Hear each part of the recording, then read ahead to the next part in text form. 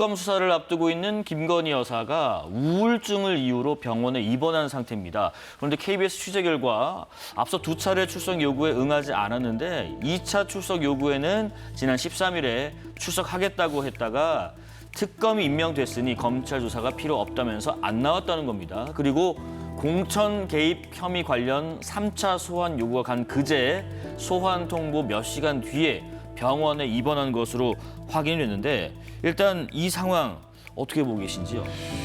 글쎄요, 뭐 얼마나 병이 중한지는 모르겠는데 좀 검찰 수사를 피하려고 의도적으로 한 거 아니냐 그런 의혹을 많이 받고 있죠. 그건 좀 지켜봐야 되겠지만 네. 검찰이 얼마만큼의 소위 소환 의지가 있느냐에 따라서 신병 확보 여부가 판가름이 될 것 같은데 지금 검찰이 재수사한 지 한 달 만에 스모킹 건을 찾았다. 결정적인 물증을 찾았다. 예. 즉 김건희 전 여사와 정권사 직원 간의 3년간에 걸친 이 주가 조작과 관련된 여러 가지 녹음 파일 네. 수백 개를 확보했다. 통화 녹음 파일요. 그렇습니다. 그래서 뭐 예를 들면 7초 매매라고 일컬어지는데 뭐 3천에 뭐 몇만 주를 사라라고 구체적으로 이야기했는데 딱 7초 만에 그 직원이 그렇게 매수를 했다. 네네. 뭐 이런 그 정황 증거가 다 내졌습니다만은 그동안 검찰은 증거를 찾지 못했고 주가 조작의 뭐 의지 자체를 확인하지 못해서 무혐의 처리를 했지 않습니까? 예. 근데 무혐의 처리한 지 불과 4, 5개월 만에 다시 이제 재수사를 해서 결정적인 증거, 주가 조작에 김건희 전 여사가 직접적으로 개입했다 하는 그런 물증을 확보했다라고 이제 알려지고 있는데 네. 참 김건희 여사도 뭐 도이치 주가 조작 사건에 이제 뭐 엄벌을 받아야 되고 또 특검을 앞두고 있기 때문에 맹맹백백하게 그 범죄 사실이 이제 밝혀지지 않겠나 이렇게 네. 봐지는데 검찰이 이렇게 한 달 만에 스모킹 건을 찾을 수 있을 정도로 명확한 증거들이 산재해 있고 그 기존에 또 공범들은 재판을 받아서 다 그런 여러 가지 진술이라든지 증거들이 차고 넘침에도 불구하고 무혐의 처리를 했다가 이제 한 달 만에 다시 정권이 바뀌자마자 또 새로운 혐의를 찾았다, 명백한 증거를 찾았다는 식으로 만약에 해서 수사를 한다면 검찰이 그동안 얼마나 부실 수사, 봐주기 수사를 해왔는지 또 한편에서는 그 이재명 전 대표 시절에 얼마나 또 야당 대표에 대해서는 그렇게까지 편파 수사를 하고 또 기소를 남발했는데 예. 이런 부분에서 우리 국민들은 검찰 개혁이 왜 필요한지를 절감하는 그런 지금 검찰의 모습 아니냐, 뭐 그를 강조해서 네. 말씀드리겠습니다. 그게 좀 궁금하더라고요. 지금 말씀하신 것처럼 이 도이치모터스 주가적 관련한 재수사에서 이전 수사팀은 이 무혐의 처분이었는데 재수사팀이 지난 3년 동안에 뭐 못 찾았거나 혹은 뭐 없었거나 모르겠습니다. 어쨌든 이 통화 녹음 수백 개 파일을 재수사팀이 지금 확보를 했다. 이전 수사팀에서는 발견을 못한 것일까 싶습니다. 최 의원께서 뭐 스모킹건이라 하지만 예. 제가 볼 때는 뭐 그것은 이미 다 수사상에서는 다 반영이 된 겁니다. 그러니까 지금 네. 윤석열 정부 때 그걸 무혐의 처분된 것이 아니라 이미 문재인 정부 때 그 이성윤 중앙지검장을 중심으로 해서 1년 몇 개월 동안 탈탈 털어서 수사를 그때 했지 않습니까? 네. 그때도 사실은 이제 별다른 어떤 처분을 하지 못했죠.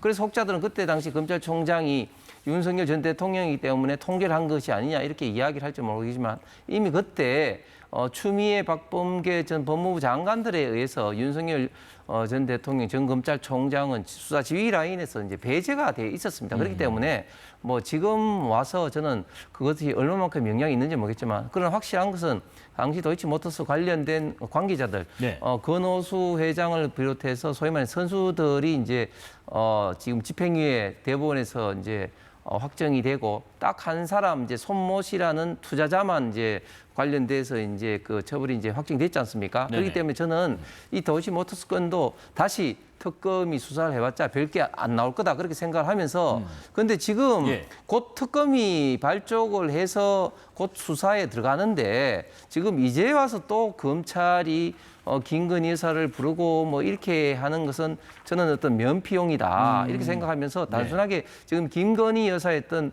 몸이 좀 안 좋다는 이런 어떤 이유도 있지만 저는 지금 와서 특검을 앞두고 부르는 것은 너무 과도하게 하는 것이 아닌가. 법 앞에 누구도 예외가 있어서는 안 되지만 그렇다고 해서 마녀사냥하듯이 이런 식으로 전직 대통령 영부인에게 수사를 하는 것은 저는 대단히 바람직하지 않다고 생각합니다. 지금 말씀하신 것처럼 3대 특검 출범이 속도를 내고 있습니다. 김건희 특검의 특검부 4명이 어젯밤 가장 먼저 임명이 됐고요. 특검이 다뤄야 할 의혹, 제가 다 읽지는 못할 것 같습니다. 화면에 나오다시피 16가지 정도가 되는데 오늘 오후에 특검팀이 도이치모터스 주가 조작 사건 관련해서 재수하는 서울 고등검찰청, 곧이어 명태균 게이트와 공천 개입 의혹을 수사해온 중앙지검, 또 건진법사 전성배 씨 관련한 명품가원 수수 의혹 등 조사해온 남부지검 책임자들을 각각 연달아서 만난다고 합니다. 자, 어떤 부분의 규명이 가장 급하고 가장 중대한 사안일까 싶으시죠? 뭐 사안 하나하나마다 워낙 중대하고 예. 또 국민들이 워낙 관심을 많이 갖고 있는 분야라서 네. 뭐 우열을 가늠하기 힘듭니다만 우선 이제 우리가 새 정부 들어서 가장 의지를 많이 하는 경제 활성화 또 그걸 위해서 주식 시장의 활성화 앞으로 이제 이 부동산보다도 주식 시장을 통해서 우리 국민들의 자산을 좀 늘려갔으면 좋겠다 네. 하는 것을 연일 대통령께서 강조를 하고 있지 않습니까? 그렇다면 이런 도이치모터스. 측면에서 그렇습니다. 예. 도이치모터스 주가 조작 사건이라든지 삼부토건의 시세 조정 의혹 뭐 이런 경제적인 측면에서의 범죄 네. 이것은 공정한 시장 질서를 해칠 뿐만 아니고 건전한 투자자들 자체를 전체적으로 잠재적으로 피해자로 이렇게 몰고 가는 것이거든요. 그러면 이 투자 자체를 상당히 위축시키는 그런 그 경제의 그 악순환의 그 원인이 되기 때문에 앞으로 주식시장의 활성화를 위해서라도 이런 도이치 주가 조작 사건 이거는 경제사범 중에서도 가장 악질적인 범죄라고 보고 이 문제에 대해서 가장 우선적으로 수사 결과를 내놓고 네. 또 엄벌에 처할 수 있는 뭐 여러 가지 기소 준비 등을 해야 되지 않겠는가 네. 그렇게 생각합니다. 예, 홍 의원님 말씀도 듣겠습니다. 예, 이재명 정권이 이제 출발하면서 정치 보복이 이제 본격적으로 이제 시작되는 것 같습니다. 이 관련해서 다 보시면은 이미 다 수사가 진행되고 있거나 이미 재판이 끝난 것들이 굉장히 많이 있습니다. 도이치모터스 관련해서 제가 아까 말씀드린 것처럼 이미 관련된 주동자들이 이미 처벌을 받았지만 거기 관련돼서 다들 뭐 투자자들 소위 말해 전주들은 거의 없는 것이죠. 그럼에도 불구하고 이렇게 명태균 사건을 비롯해 이렇게 하는 것은 저는 정치 보복 이외에는 설명할 길이 없는 것 같고 특히 지금 민주당이나 이재명 정권이 원하는 것은 이런 특검 수사로 인해서 지금 21대 어떤 총선 또 그 이후에 지방선거 등등 공천 사항에 있어서 지금 문제점을 조금이라도 끄집어내서 국민들로 하여금 국민의힘의 어떤 공천 이런 데서 문제점이 있었기 때문에 다가오는 내년도 지방선거에 있어서 유리한 어떤 위치를 증거하기 위한 어떤